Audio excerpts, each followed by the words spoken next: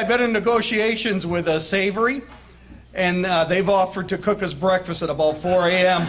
So stick around. We'll have something to eat, and you'll have a great time. Okay. You don't know how many times I've walked down the street of Watertown and somebody would come up to me and say, "Hey, aren't you Christian Spicer?" And I'd say, no, I'm Mel Bustler, and I know the same things happen to Christian. People would say, "Hey, Mel, what's," you know. Well, to introduce Christian into the hall is Brian Upton. Brian?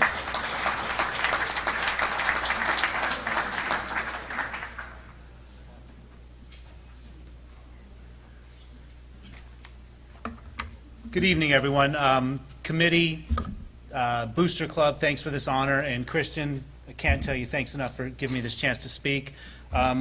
This speech, actually, before I get started, is dedicated to John Vespa, who said, "I cannot do this." So, Reese, start recording, because this is going to break the seal.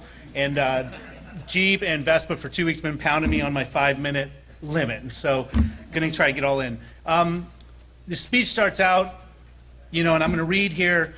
I walked into the stairs at the top of the Dome of the Vatican when I was in college. There's a series of mosaics.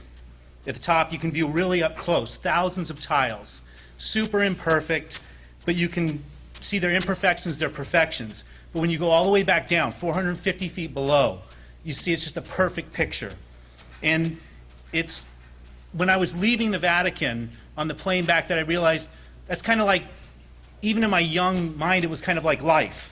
That life is mosaic tiles. It's thousands of moments, imperfect, perfect, but then the farther you get away from that moment, you see it for what it is. And my first tile with Christian Spicer was in his 8th grade year.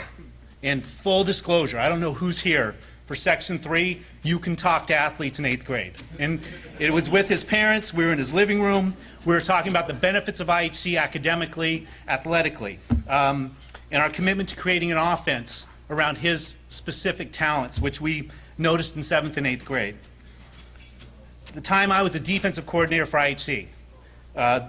Dave Gibo had a master plan to switch me to offensive coordinator and implement his overload offense with my offense from high school and college, which was a pro-style spread offense, if Christian committed to IHC, which he did. He did commit, and as we basically kind of started there, that was like the first tile with Christian that I had was an imperfect tile. It was after he had committed. He played his freshman year some sports, and we met in the hallway about 3 months after he started school, and he had some indecision about his commitment to IHC. He was thinking about transferring back to Watertown, and we talked in the hallway there for a long time. We talked about change and life and how this wasn't going to be easy, and that if he could just stay with it, we could talk about maybe together the next year changing the direction of the program and building something. He stuck around. You can argue that day in that hallway we sort of began restoring the proud tradition of IHC football. Christian's sophomore year, these tiles started stacking up. Summer 7-on-7s, 2-hour chalk talks, varsity double sessions, team dinners at my house on Academy Street, which these kids would never leave. They came over for a 6 o'clock team dinner. There was a Madden tournament on my PlayStation, football games with Richard Kinney at quarterback on Academy Street as the cars went by.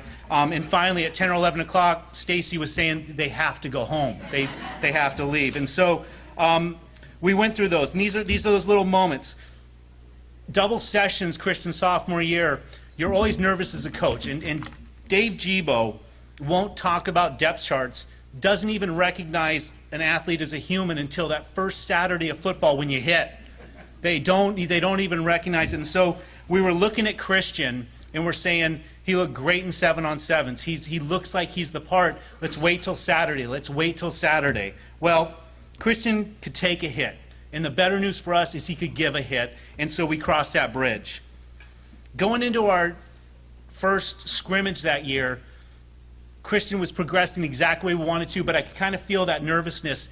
And so we put in a play that week, and I never would have imagined this. It was a play I was given in college because I had that same kind of pent-up tension, and it was just a simple little spread offense, a pick play, a little slant in, slant out with a running back, kind of like release, and it's just a 21-21. That's what we called it in college, and that's what we called it at IHC. I put it in, and we ran it that week, and it looked really good. Christian always had the great benefit of super good athletes at the right time.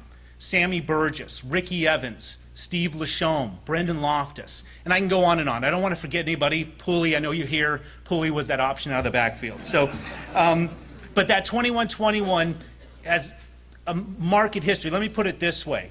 I used that a handful of times in college to bail myself out. Christian went into the record books with that play. It just shows he's a smarter kid than I ever was. A perfect tile in that mosaic was placed in 2001 when Christian led a fourth quarter drive comeback win at Oriskany. Closed on a 30-yard little waggle pass off that 21-21 to Sammy Burgess. Legend has it, we kind of had a little timeout. We talked about it on the sideline, and the question was, do we run the exact same play again on that same exact linebacker that couldn't cover Sammy? Sammy, I think, might have been a little too tired, said, let's just kick that field goal and go to the playoffs. He kicked a 30-yarder, and we went to the sectional playoffs for the first time in a long time for IHC, so that was a big moment. 6 more tiles were placed his junior season, as Christian led the team to an undefeated 6-0 Class D West title. He broke the Section 3 and state. He broke onto the Section 3 and state radar with 1,600 yards passing on that season. I did talk with Mike Delaney this week when I realized, when I read my speech, I have a 5-minute football speech, and asked him about the other 2 parts of this, which is basketball and baseball. And Mike was very honest about it. He said 4 years of varsity, 4 years of varsity baseball, 3 years of basketball, too many moments for him to on the spot pick out one moment for Christian. But he did remember one thing, which I think says a lot about Christian, is that on their annual trip down to Myrtle Beach for baseball, where they kind of jump out of the small little world of the Frontier League, you kind of play with some other out-of-state teams, some big boys. Christian hit those kids for the same average, with the same authority as he did up here, and at that point he kind of knew he had something special. The other thing that Mike said is that he just wasn't sure how many kids have won back-to-back Frontier League MVPs. Christian did do that his junior and senior year. 440 batting average career, impressive. Over 100 hits. And I always kind of look at it this way. And Christian, when you're up here, you can correct me, but I kind of think Christian killed time in the winter playing basketball to stay in shape. When I watched him, but he was also a very good basketball player. And my point is this: when Christian killed time, it ends up being 2-time Frontier League All-Star, All-North honorable mention, averaging 10 points his senior year. And for me, that kid is just a straight-out pick-up-the-ball athlete. And that's what I remember him in basketball, other than the fact that I think he was just kind of getting some cardio in. It was his senior year in football that Christian became a student of the game, a leader on the field, and truly a friend of mine off the field. He started reading defenses at an incredibly high level. That was the year, his junior going into his senior year, where we started talking football long after everybody else had left. Not about who we were playing the next week. We just started talking about scheme and football and concept. And it was really kind of a fun transition where we went that way. His senior year, we tore through legitimate 7-on-7 tournaments down south. We knew we had something going with Christian. He was playing at another level. Other coaches were starting to talk about him, and it looked like something special. He came into that senior season poised to break records, and he did do just that. The year was marked with some very rough tiles. We're back to the mosaic. 2 losses to our rival Dolesville in the same season. One down there in the regular season, one in a semifinal, and a violent shoving match with the coach at halftime of a game up here. But also some gems. A fourth quarter comeback over Sandy Creek, 413 yards passing in one game, 2,050 yards passing on the single season, and a breakthrough sectional playoff win for us, which I still feel to this day, that moment, there was a little group before him, 99 and 2000, that kind of set the platform for what Christian did for 3 years. But that moment where we won that sectional playoff game set the template for the last 7-10 years of IHC football as far as what we've done and the level that we've played at for a long time. He capped his senior year by winning the Gaffney Award. I talked with a few of Christian's teammates. There are too many stories I got back to fit in this little 5-minute period, which Vespa and Jeeb, again, reminded me over and over again, that's all I have. But there were some common words that I kind of grabbed through there. Competitor, winner, leader, friend. And that's if you can say those 4 words about somebody, that means you've had an impact. The only thing that really jumped out at me is Ricky Evans specifically over and over told me that he wanted to remind Christian tonight he's still open. The stats are overwhelming, and I really encourage you, because it was 5 minutes of it. If I tried to read them, I know it's become a little bit of a joke in the room, but the bio that we did up for Christian, please read those stats because they're super impressive. There's a ton of numbers in there. As I put, miles of records between the hits, the 100 hits, and the way he hit that baseball, and the 4,700 passing yards. The fact that he's still, to this day, 10 years later, so far up on New York State records is impressive. And as I tell Jeeb and those guys at Coffee, he'll always be 3 spots ahead of Jay Fielder from Miami Dolphins and New York State records, because those 5 yards, they'll never change. So he'll always be there. A player becomes eligible for this honor 10 years after graduation. The only greater honor than being chosen to be selected is to be a first ballot nominee. Christian is a first ballot Hall of Famer in every sense of the word. He's one of the greatest football players I have ever played with. And I mean that in the way that I played high school football, I played college football. And so I mean in that realm. He's right there, and obviously one of the greatest players I've ever coached. And I couldn't be more honored that he asked me to introduce him tonight. So in closing, in these thousands of tiles or memories that create the perfect picture of a Hall of Fame career, and with that said, I'm proud to introduce Christian Spicer to the IHC Sports Hall of Fame.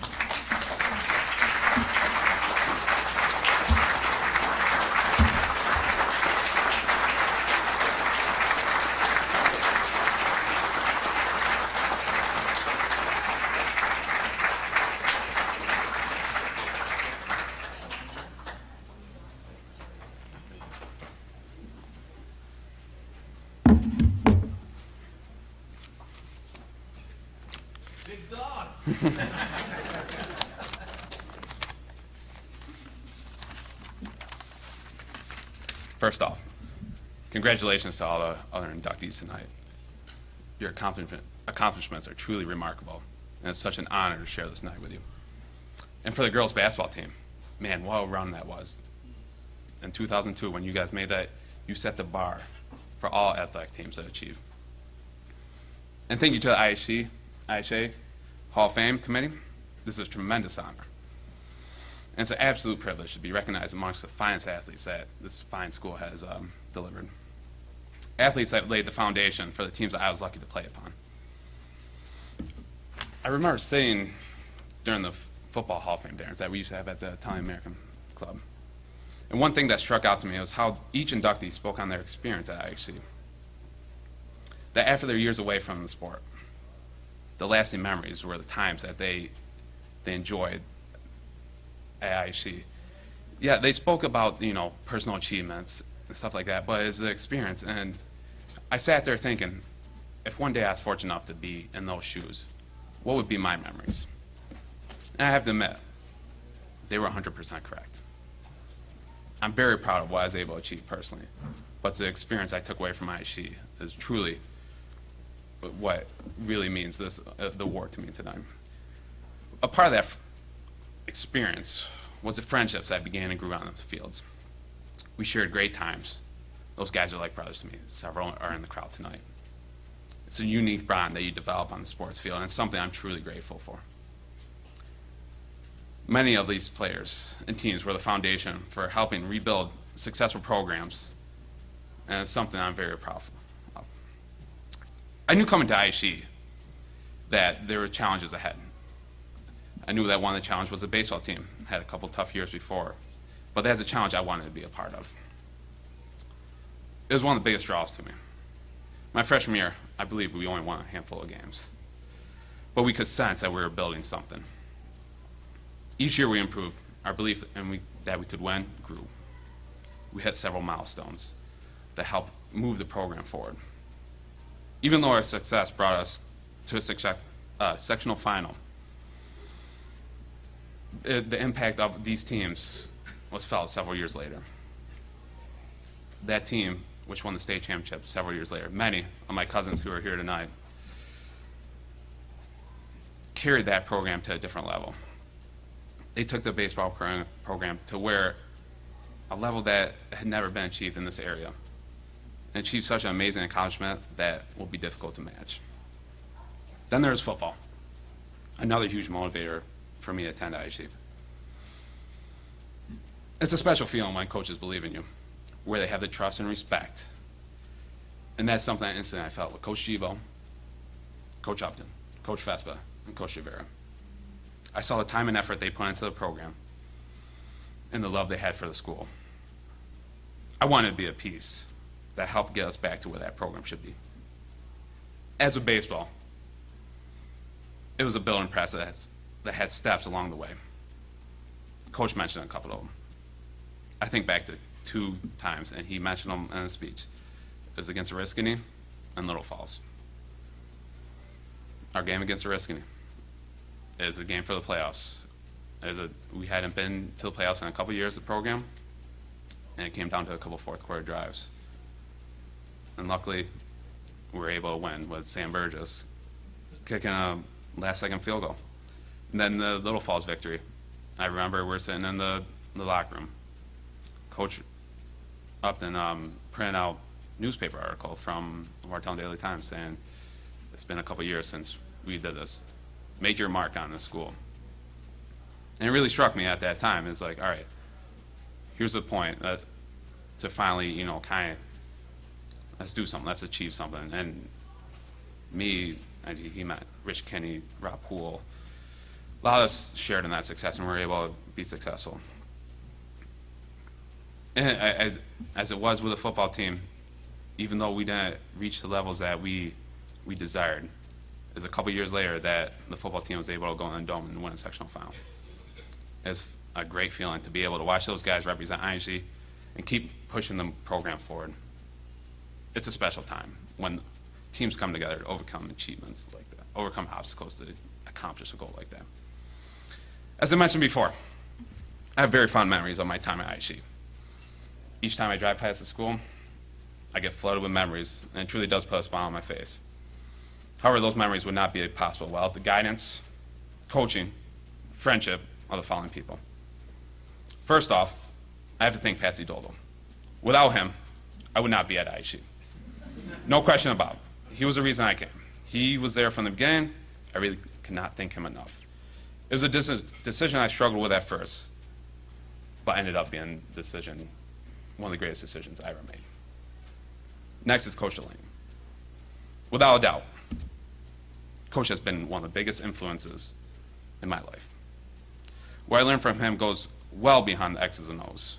Coach has dedication that is unmatched, patience that is rarely seen, humility when a man of his accomplishments has every right to boast, and respect, not only for the sport, but parents, the school, and what makes him truly special, respect towards his players. I was all too familiar with your in-your-face coach, but Coach's demeanor and how he handled his players and myself on a personal level is something I can't thank him enough for. What I learned from Coach is what I strive to match in my personal and professional life. As for the person who introduced me, where do I begin? There are a few instances where you have a relationship with someone where you consider them family. That's what Coach is to me. He's a friend, a brother, a mentor. No matter the time in between visits and talks, we pick up right at where we left off. It really began right from the start. I believed in you. And as you mentioned, you believed in me. We shared a similar passion, same fire, same competitiveness that fed off each other. You drove me to become the athlete I became, and I can't thank you enough. To my friends here today, new and the ones I share the field with, thank you. I can always count on you guys, no matter what. Thanks. To my family, many of which are here supporting me tonight, as they always have. To my uncles, aunts, cousins, and wonderful sister-in-law, It is truly special and something I deeply value. How much our family has impacted me. It's a blessing. You have all shaped me into the person I am today. To my grandmother, the leader of our family, she has been braving out games for 30 plus years with not wavering support. She's an absolutely amazing woman and a person whose advice I will always seek out. To my brothers and sister, I was lucky to have two older brothers that provided that competitive drive in me. It drove me to always work harder and shaped me as an athlete. And to my little brother and sister, it is great to see you follow and continue in the success our family has in local sports. And last, to my parents, the love and guidance and support you have provided our family is a wonderful example that we all truly will try to replicate. Dad, the example you set as a father and as a man is something we all strive to replicate. Having 4 boys grow into successful men is a testament of the example you set. I have and will always look up to you. Mom, through the ups and downs of what life brings, you're the first person I need and want to talk to. It's a bond I'm very grateful for and something I truly cherish. No matter what the situation may be, your unconditional love is what enabled me to tackle any challenge with confidence. Mom and Dad, I was the athlete, and I'm the man today because of the example you set for our family. I love you both. This award is for you. Thank you.